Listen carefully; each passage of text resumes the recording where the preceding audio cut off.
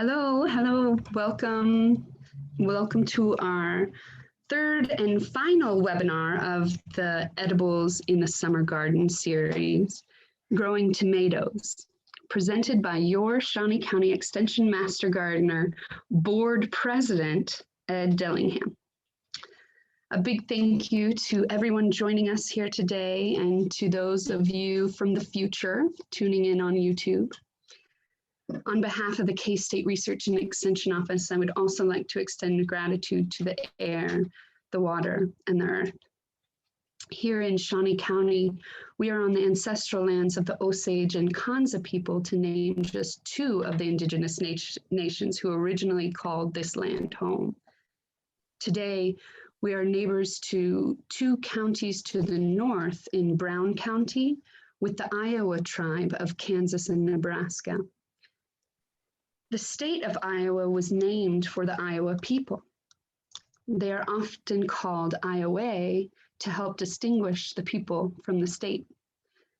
Tribal members use both Iowa and Iowa, though the legal name used today is Iowa. Topeka is an Iowa word. Topeka means a good place to find prairie turnips in Iowa. You can see a beautiful representation of a prairie turnip right down the street from our office at the Great Mural Wall on 19th and Fillmore. One of David Lowenstein's installations along the Great Mural Wall is named How Topeka Got Its Name, where you can find an illustrated prairie turnip. Then you can come and visit us with all your horticulture questions at 1740 Western. So, yes, K-State is an equal opportunity employer, and we welcome and value inclusivity in all our programming. Throughout the presentation, if you could please keep your microphone muted and video cameras off, you can type your questions over in the chat box where our very own KSRE horticulture agent, Ariel Whiteley-Knoll, will be moderating the questions there. At the end of the webinar, we should have time to turn on our mics and cameras and have a little Q&A. So without further ado, I will pass it over to your Shawnee County Extension Master Gardener, Ed Dillingham. Ed, thank you so much for being here with us today. All right, thank you. This presentation is going to be on growing tomatoes. I am a 7-year Shawnee County Master Gardener, 60+ year tomato grower, and a 5-year participant in the K-State Vegetable Trial Program, growing tomatoes and peppers. And I'm still learning how to grow tomatoes. So you can teach a man to fish and he'll eat for a day. But if you teach a man to garden, the whole neighborhood eats tomatoes for the rest of the season. So next slide. We want to talk about how to grow tomatoes for the rest of the season. First thing is to choose a vegetable garden site. Direct sunlight at least 6 hours per day. More is better. Easy access to water. Tomatoes need a continuous moisture supply. Good drainage. Tomato plants cannot swim. They don't even like to get their feet wet. The ideal soil is rich, loose, organic, pH 6.3 to 6.8 with balanced nutrients. However, here in Kansas, the reality is clayey loam. But tomatoes are tough, and they can grow in about any soil that is reasonably good. You need to plant them away from trees. They don't like the shade, and bushes. They don't like the competing roots. Next slide.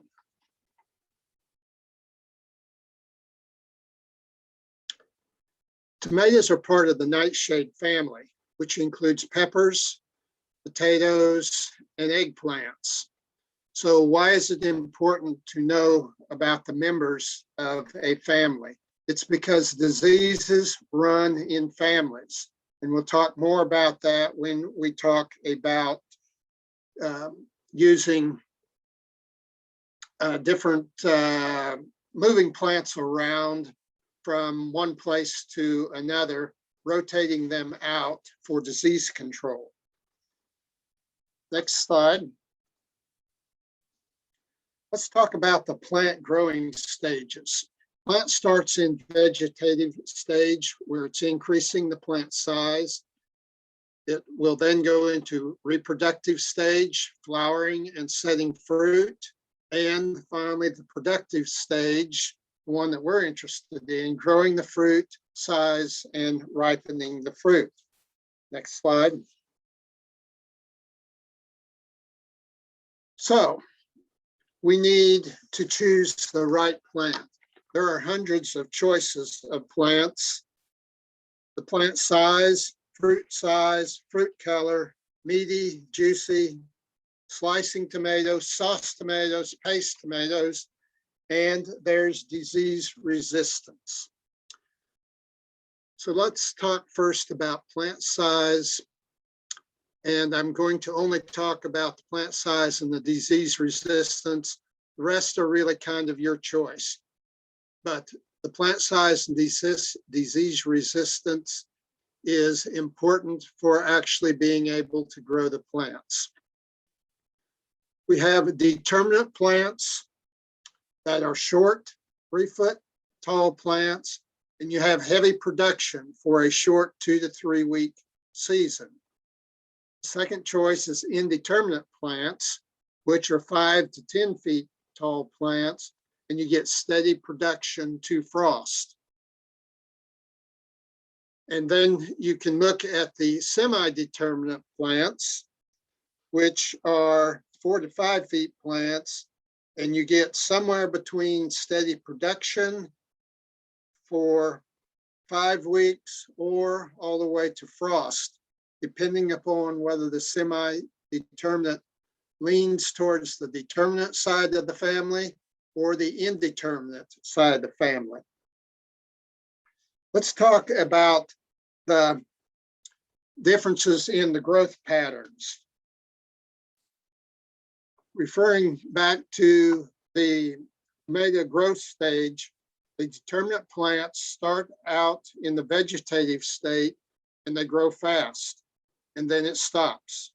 And it switches to the reproductive stage of making blossoms and setting fruit, and then that stops.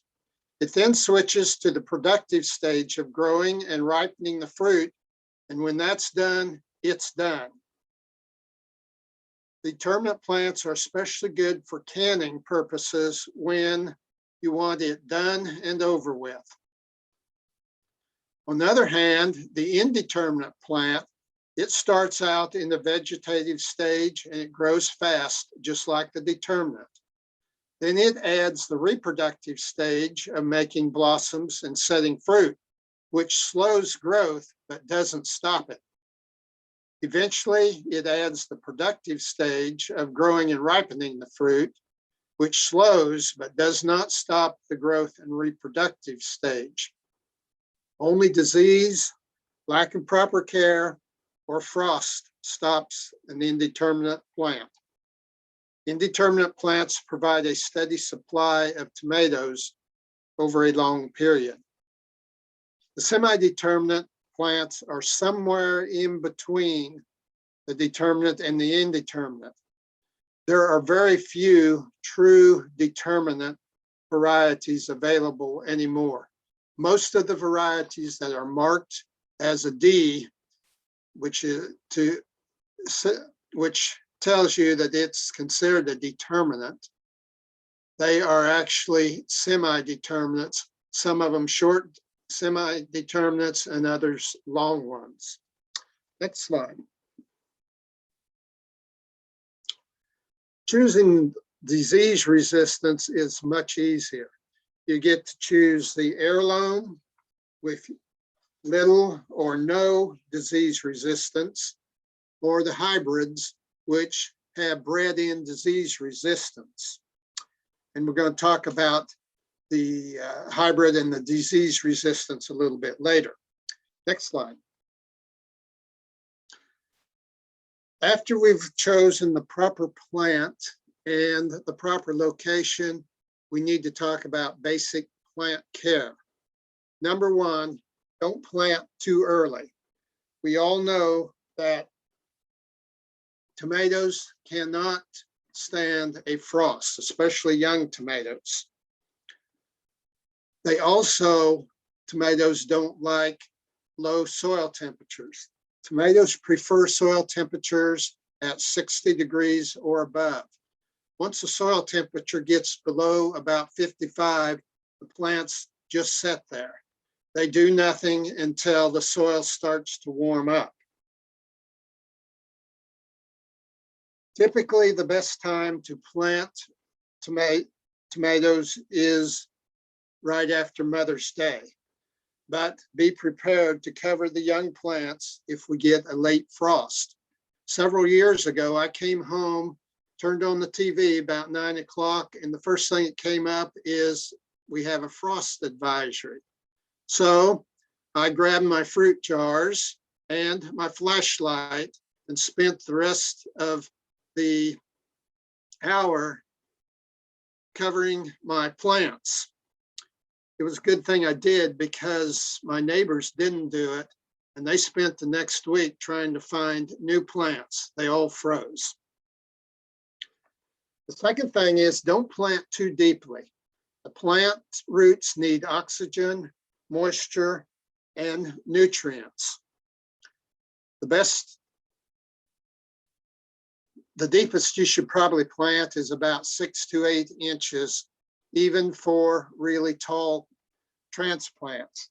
So what do you do when you get a transplant that is pencil thin and 15, 16 inches tall? You can still use it because tomato plants, unlike many plants, will actually root along the stem. So what you do is you trench them in, which basically means that you dig a trench, you take all but the top about 3 inches of leaves off of that stem, and then you lay it in the trench and bring the top 2 to 3 inches above the ground, add a couple more inches of stem, and then you cover the stem gently, bending that stem up so that the plant is just above ground. A couple of things to remember: if you kink or break the plant, pull it out, start over again. It's not going to really do anything. And the second thing is always point the roots in the same direction. Number one, you're going to want to water that plant in, and where the plant comes out is not where the roots are, so you need to do that. Number two is if you are hoeing around your plants, you really want to remember which side that root is. And that's the voice of experience talking there. The other thing you want to do is you want to space your plants about 3 feet apart. And if you've got more than one row of plants, you want them 4 to 5 feet apart. That gives you more working room and better airflow through your plants. Better airflow reduces disease. The working room you'll appreciate when you're in the plant maintenance and the harvest mode. You need to mulch your plants. You mulch your plants for disease protection, and we're going to talk more about that later. Conserves moisture. It moderates the soil temperature, improves soil structure, suppresses weeds. You get cleaner fruit, less fruit insect damage, and less fruit rot. Next slide.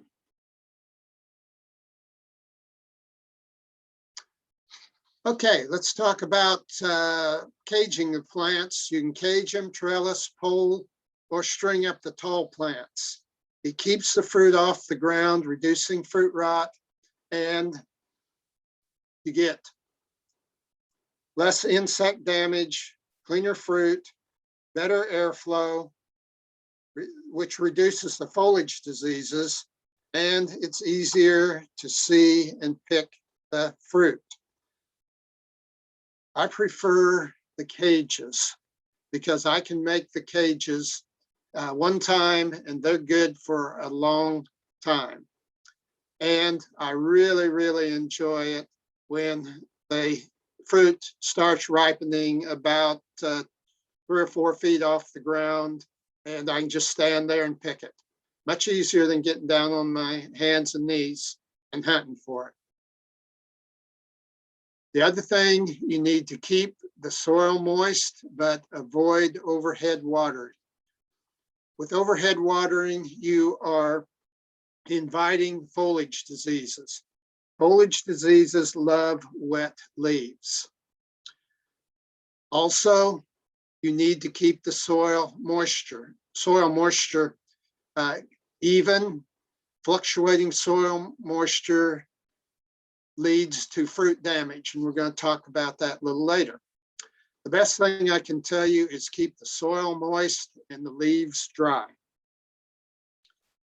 Fertilize long season tomato plants lightly 4 times during the season. You want to fertilize them first at transplanting so the plants get a good start. And in Kansas, our part of Kansas, that's about May 15th. About 1 to 2 weeks before first picking, and that's about July 1st here. Side dress your tomato plants with about 1/4 of the recommended amount of fertilizer.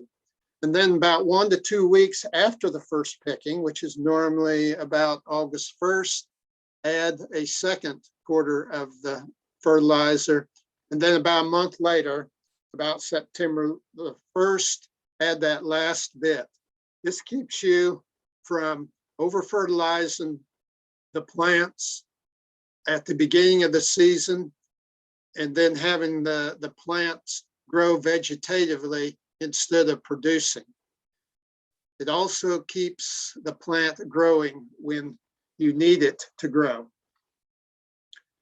Next slide.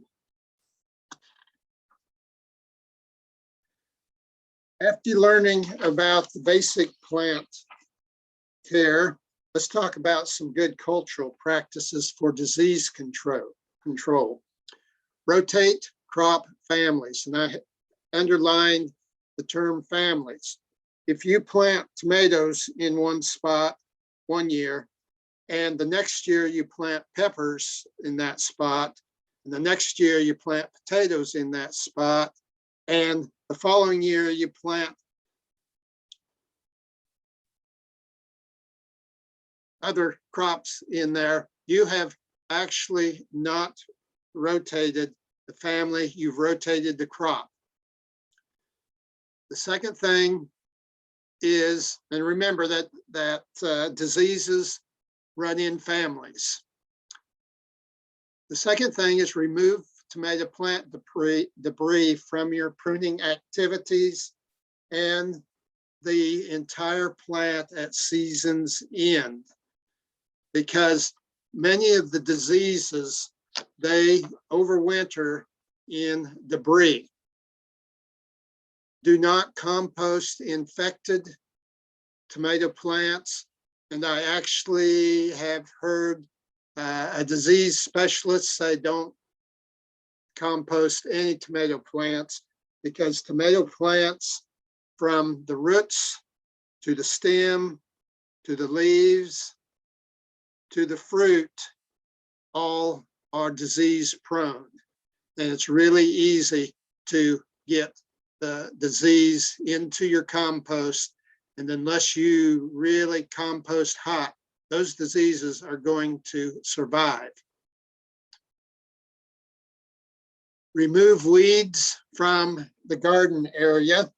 Weeds can host diseases, and also they can host insects that cause diseases, and use chemicals when and if needed. Next slide.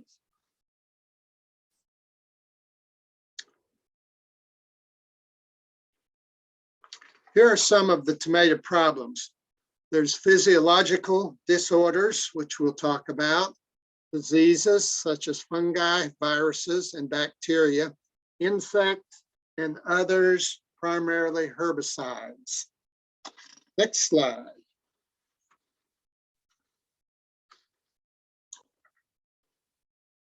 Here are some tomato problem solutions.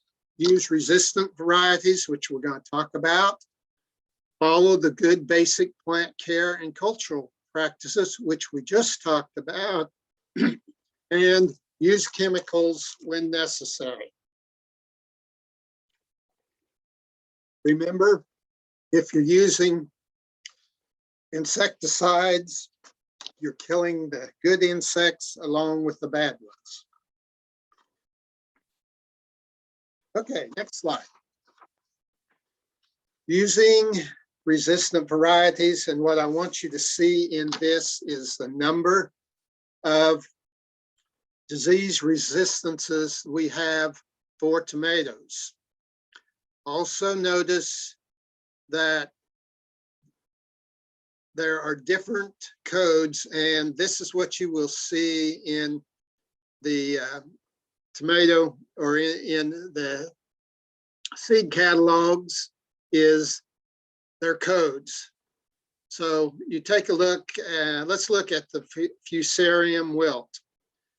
F may be the code, or F1 means that that variety is protected against race 1 of the Fusarium wilt.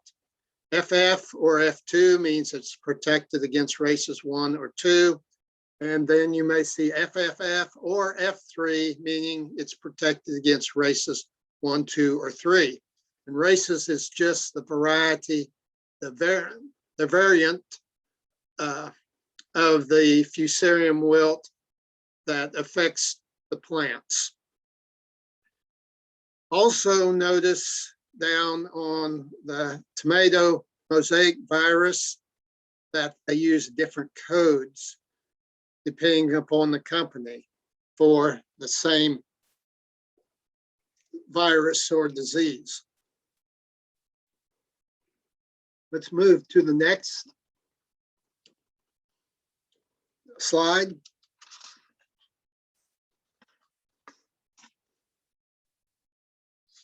Tomato physiological disorders. You have blossom end rot, blossom drop, fruit cracking and splitting. And those are the 3 that I'm going to talk about because those are the 3 that I have a problem with in my garden.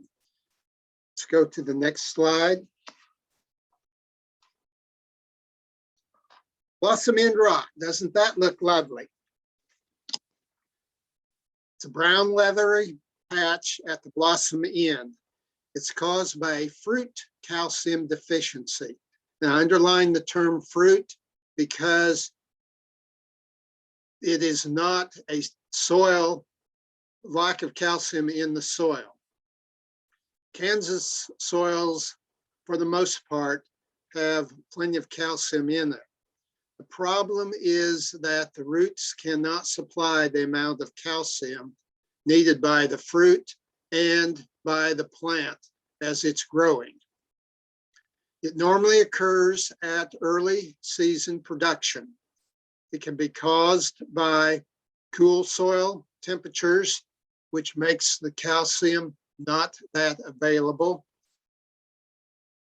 It can also be caused by heavy rainfall after a long dry spell in which the plant suddenly starts growing at the same time it's trying to ripen fruit.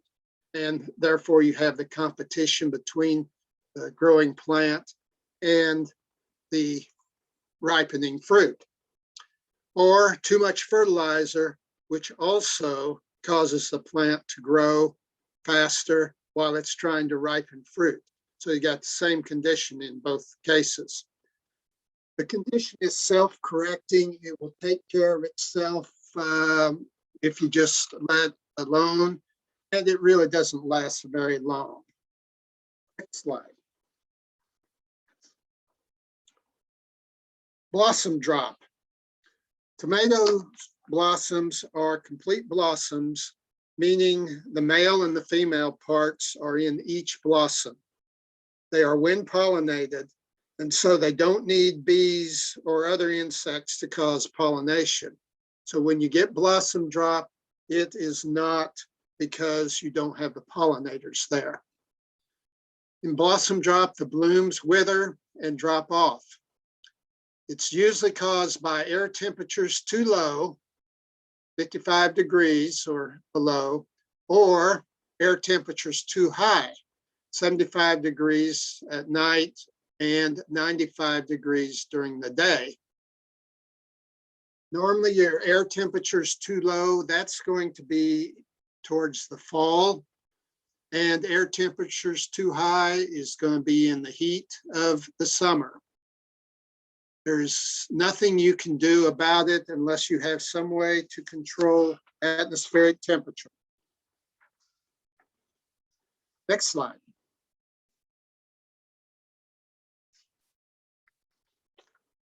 Fruit cracking and splitting. The symptom, as you can see, is the fruit has radius or circumference splits. It's caused by sudden growth of the fruit. The skin can't stretch that fast. The solution is to maintain consistent and proper soil moisture so that the plant doesn't suddenly take off in a vegetative mode or trying to grow bigger tomatoes. Don't over fertilize with nitrogen. Same reason you don't want the plant taking off and suddenly growing. You can select less prone varieties, and there are varieties that are less prone to cracking than others. Or you can pick at a vine ripened or turning stage of the plant being ripe. So what does vine ripened mean? To most of us, it means the tomato has achieved full coloration. It's ripe and it's ready to eat. But for the commercial grower, packer, and shipper, such fruit will not handle or ship well. That's a lot of wastage. So for the commercial grower, vine ripened means just as the color starts to slow at the blossom end of the fruit, a point called the breaker stage. This is not as bad as it seems, since tomatoes ripen from the inside out. Therefore, when color starts to appear on the skin, the fruit is on its way to ripening.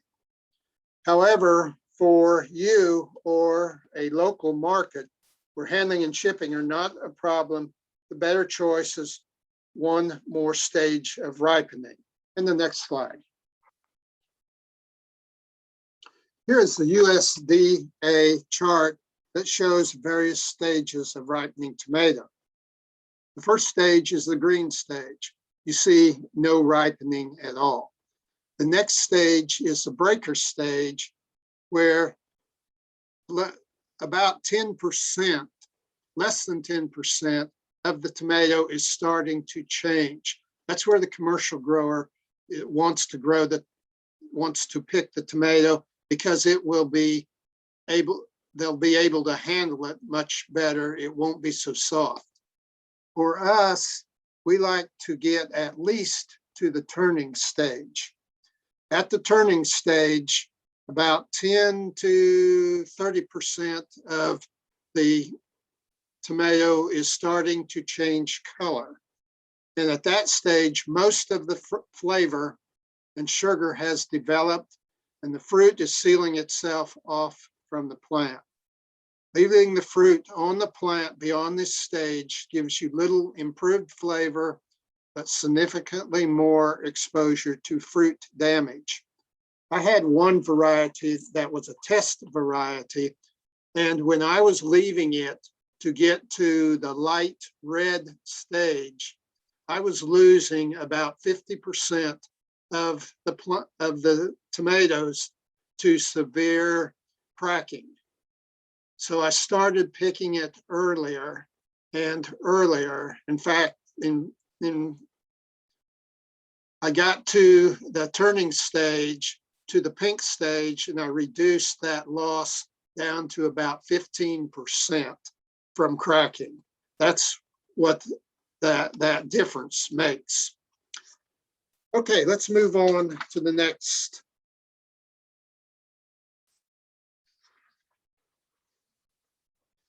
Tomato diseases. A general observation: wet weather equals more diseases. The diseases like moisture, they like humidity. By contrast, dry weather means less diseases. Even if in the wet weather, air temperature makes a difference on which disease is going to show up. Some of the diseases, they like lower temperatures, and they cannot thrive or survive higher temperatures. We're talking about maybe 75 degrees. Others want the temperature to be up in the 80s. That's where they grow and they survive, and that's what they are looking for. Let's move on to the next slide. Let's go to fungi.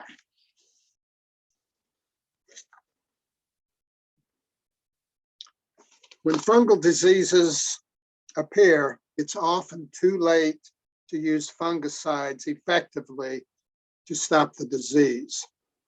Although if it's caught earlier, a fungicide spray may help to protect new or unaffected plants. If it's a leaf disease, you may be able to slow the spread with a fungicide spray. However, if it's a soil fungal disease and the soil is heavily infected, fungicides may not work at all. So you may be doing what you can this year to salvage a crop while looking forward to making changes to protect next year's crop. Here are some of the fungal diseases and their disease resistance codes.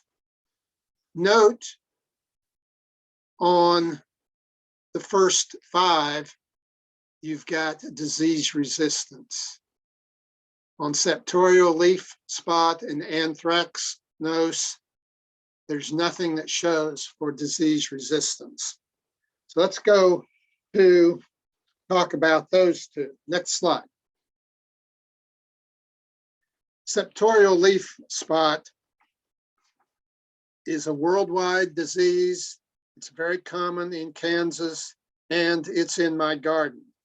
It's usually the cause of my determinate plants and my shorter semi-determinate plants dying. My indeterminates usually grow fast enough to keep ahead of it until frost kills a plant. Fortunately, there are cultural practices that can slow it down. Unfortunately, it's a deadly disease, and there's no varieties on the market that have resistance to it. The scientists are working on it. Some scientists have developed the genetic code necessary to get at least partial control, and the plant breeders are working to get the genetic codes into the plants. Right now, we can use cultural practices and timely fungicide sprays to slow it down, but these do not get rid of the disease. It normally appears at blossom set. It starts on the bottom leaves and spreads upward. It's a soil top disease, and it's caused by splashing water. It overwinters in plant diseases.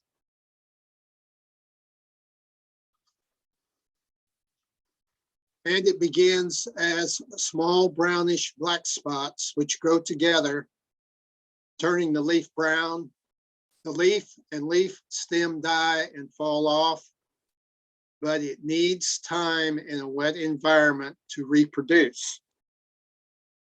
It normally needs 6 to 12 hours in a wet environment before it will reproduce and spread. So how do you give it a nice wet variety for 6 to 12 hours? You go out in the evening and you give the plant a shower. And then it's got the 6 to 12 hours that it's needing. Let's look at the solutions. There's no resistant varieties yet, but we're close. Good basic plant care and cultural practices can slow the spread. So what are some of these cultural practices? Well, one of them was clean the garden because of the disease overwinters in plant debris. You can mulch, which covers the plant debris. Don't overhead water so that you don't splash the virus up on the leaves. Keep the plants off the ground so that the leaves aren't that close to where the ground is. And good air movement through the plant dries the leaves earlier and sooner. Fungicides may help slow the spread. Let's go to the next slide. This is what it looks like. And you can see the brown spots. You can see it spreading across the leaf.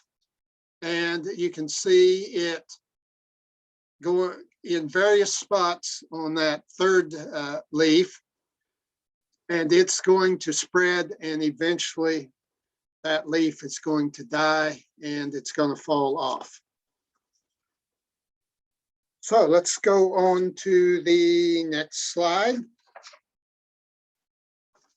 Anthracnose, small but growing, concentric, sunken, water-soaked areas on ripening fruit.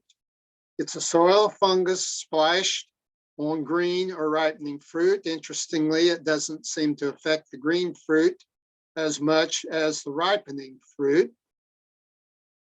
It's active in the late summer when temperatures are above 80 degrees with frequent rain. Survives in the soil and the plant debris. Let's get the next slide. And there it is. Isn't that beautiful? It makes you want to eat tomatoes, doesn't it? The solution is to use basic plant care and cultural practices. Remove the infected fruit. Don't compost infected fruit or the plants. And it can be controlled with chlorothalonil and copper-based fungicides. And one of the reasons it can be controlled is it gets on the green fruit and it stays there for a while before really showing up in the ripened fruit. Let's go to the next slide. Tomato bacteria, not as common in Kansas because they need warm, wet, and humid conditions. And we have the warm and we have the humid, but we normally don't have the wet conditions, especially during the summertime, only during rains. The problem with it is it's hard to control. It reproduces rapidly. It has the ability to develop a resistance to chemical controls. The solution is to use good plant care and cultural practices.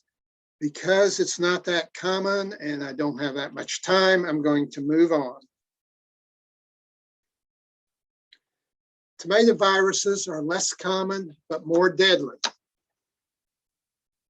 The viruses cannot be controlled in an infected plant. good sanitation practices and using resistant varieties are the best defense. You can see some of the viruses that we have. Notice that's him. Is that me talking and it's hearing me? Okay, let's go on. The main thing you notice is all of them, these diseases, we've got disease-resistant varieties for. So what's the best thing to do? Go to the next. Plant-resistant varieties. Watch and treat for disease-carrying insects because a lot of the viruses are brought onto the plants by the insects. Don't work in the tomato patch when plants are wet because that's a good way to spread the virus. Immediately remove and destroy infected plants so you get the disease out of your garden. Remove perennial weeds from garden and nearby areas because the diseases can get on weeds, and also insects can be using those weeds and get into your tomato patch by that means. Don't plant susceptible crops next to each other. And we'll talk about that next.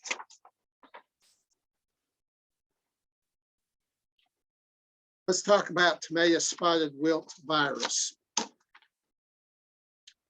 Early symptoms are hard to diagnose. Later young plants leaves, they cup inward and into a shoestring appearance. On young plants, on young fruit, rather, it's bumpy, white, and yellow concentric rings form. On ripe fruit, it's really easy to recognize them because you get those bright yellow rings.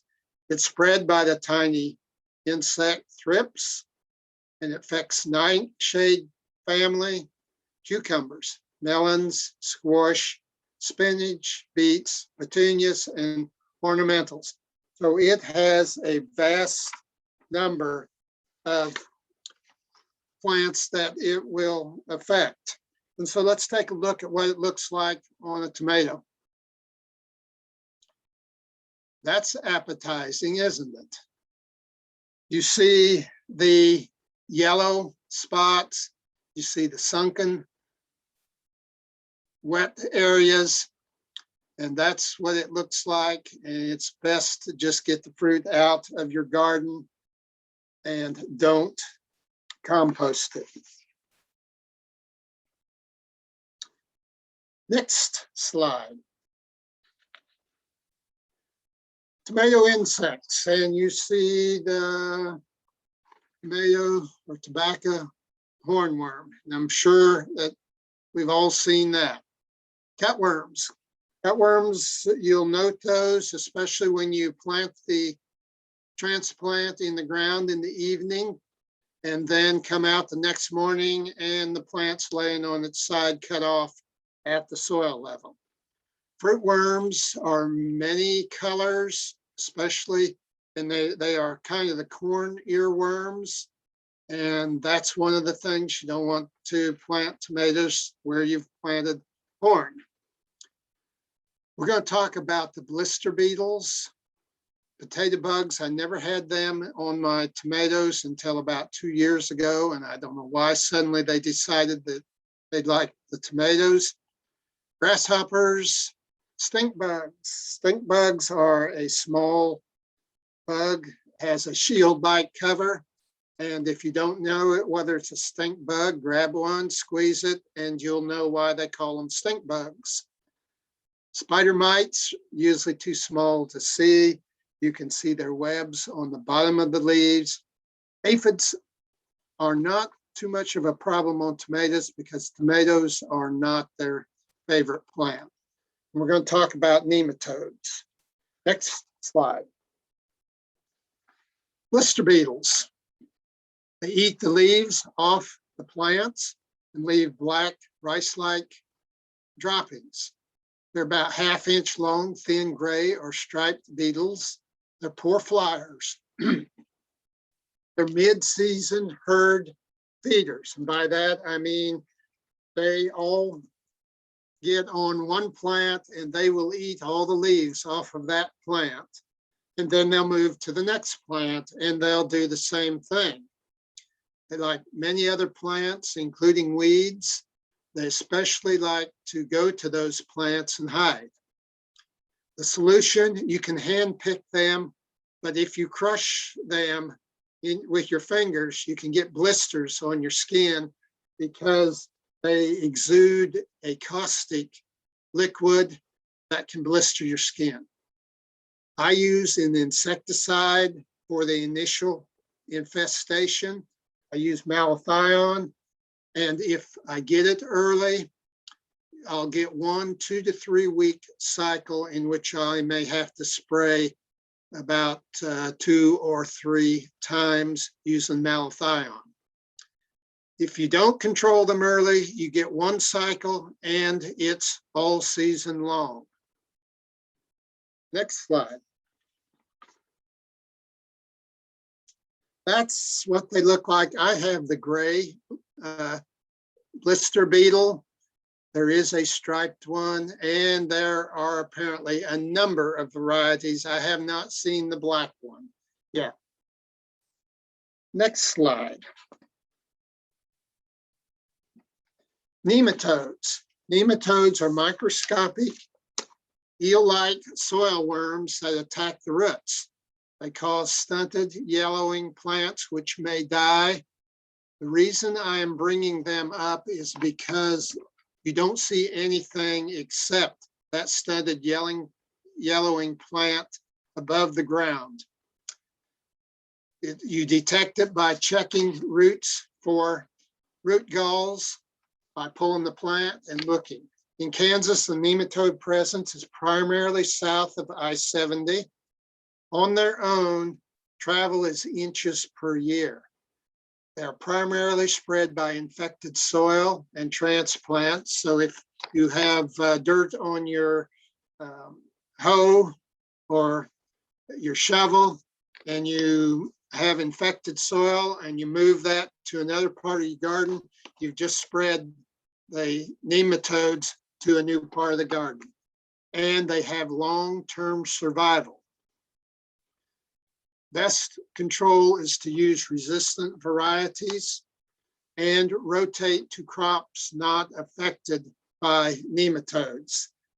Corn is a common one that the farmers use. You can use chemicals.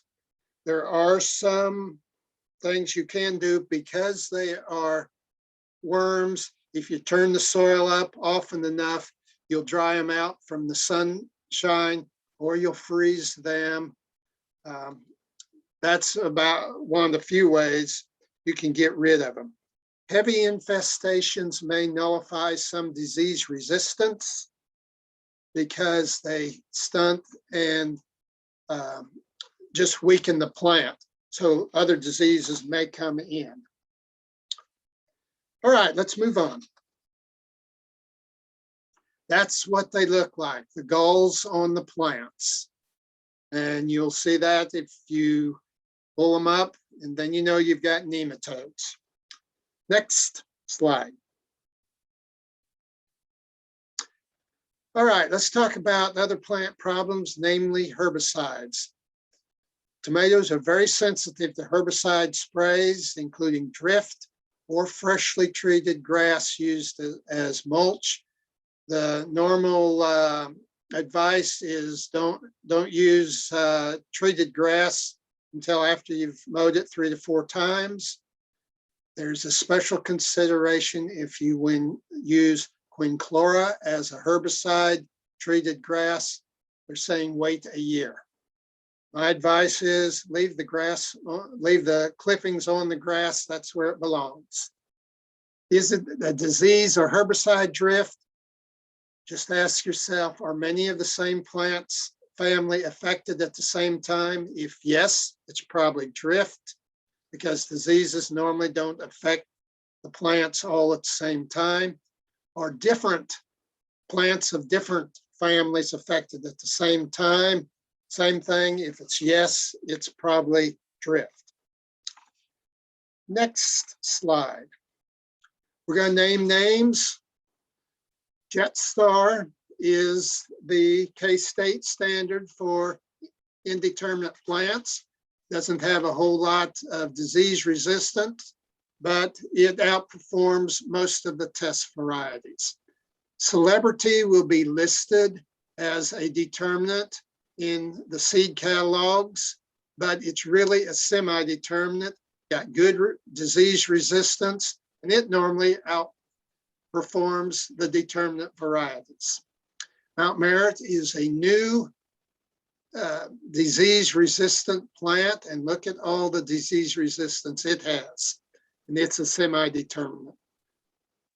Roma is a determinant, and it's the old-time paste tomato, got little disease resistance. Plum Regal is a fairly new variety. It is a sauce tomato. It's got a lot of disease resistance. And Primo Red is a true determinant. And by true determinant, I mean it grows about 2 foot tall. It doesn't need to be staked. It sets fruit on quickly. It ripens its fruit, and it's done. A true determinant.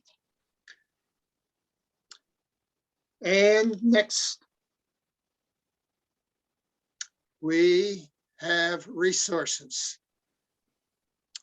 And that is the end of the talk. Questions? Comments? We did have a question in the chat, Ed. Thank you so much for that excellent program. You covered a lot of ground. I just wanted to put in the chat the link that you had just shared, which was our pest problem publication. And then I had a question from Kevin. Anybody else that has questions, please feel free to either put those in the chat, or you can turn your cameras on and unmute and ask Ed. I had to pull up the answer to Kevin's question because I wasn't sure, but he was just talking about, with some of those diseases like septoria leaf blight, and some of the leaf spots, are there any indicators that you have noticed that really help you to differentiate between those diseases, because they can look so similar? Yes, there are. And Kevin, you'll be happy to know that that's going to be the subject of a longer version of this same talk, in which I actually start comparing the various diseases.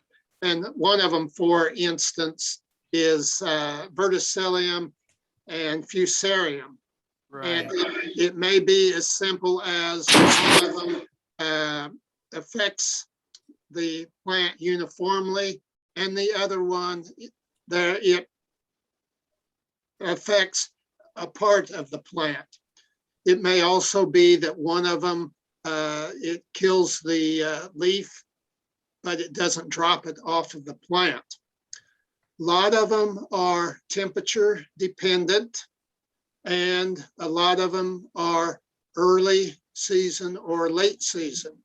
And that's what I'm going to be talking about in that talk, is starting to see how can you determine which disease it is, because if you can determine what disease it is, then you can go to find out what chemical to use. Yeah, absolutely. And I went ahead and included the tomatoes diseases publication we have, because while it shows pictures, I think, like you're saying, the pictures, they look similar, but it will talk about the timing, like with early blight, that it's a significantly different time, and just a lot of the things that you just touched on. So I went ahead and put that in the chat for everybody. That was the only question we had in the chat. Does anybody else have a question about tomatoes that they'd like to share? Ed, you mentioned about how tomatoes are susceptible to herbicide drift.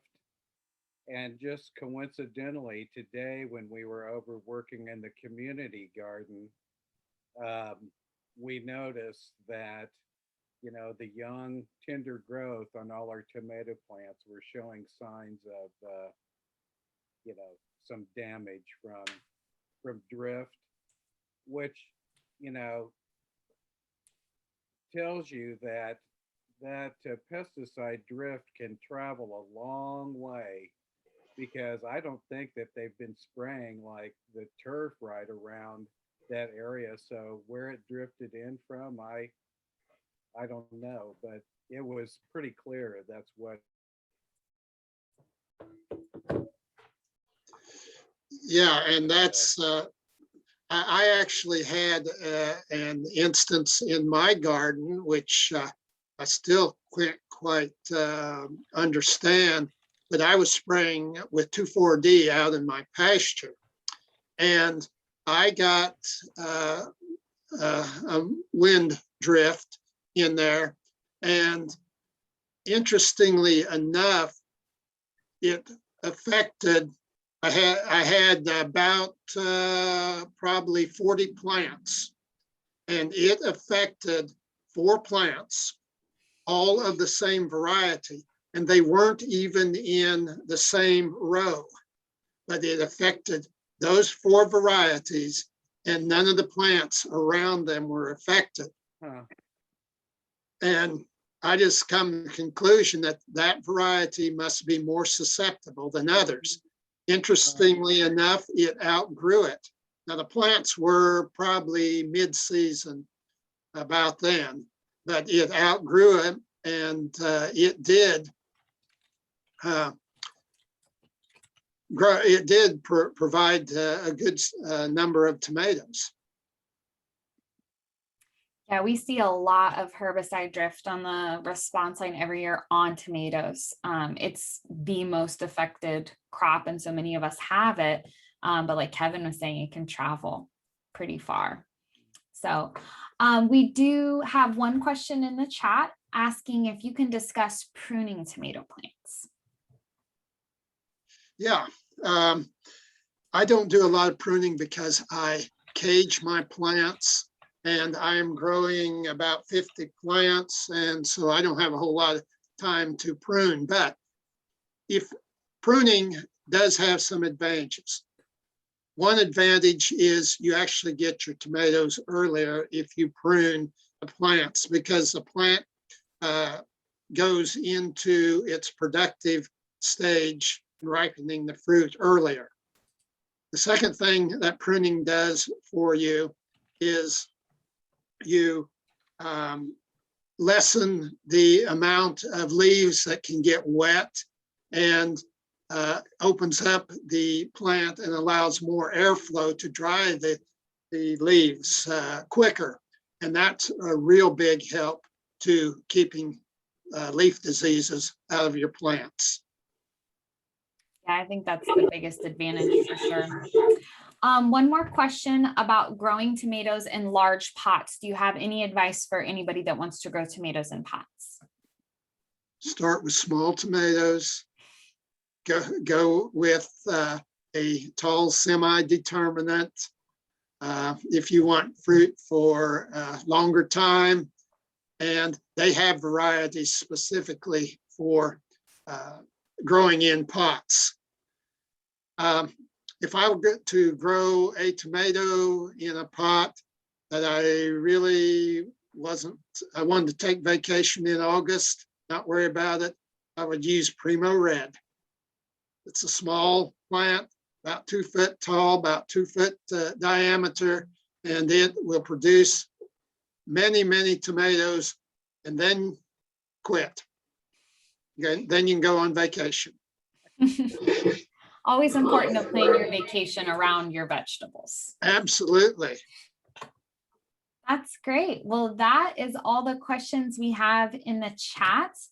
I will go ahead and throw in our social media handles. So if you don't already, make sure to follow us on Facebook, Twitter, and Instagram. That's where a lot of times we're going to advertise these programs.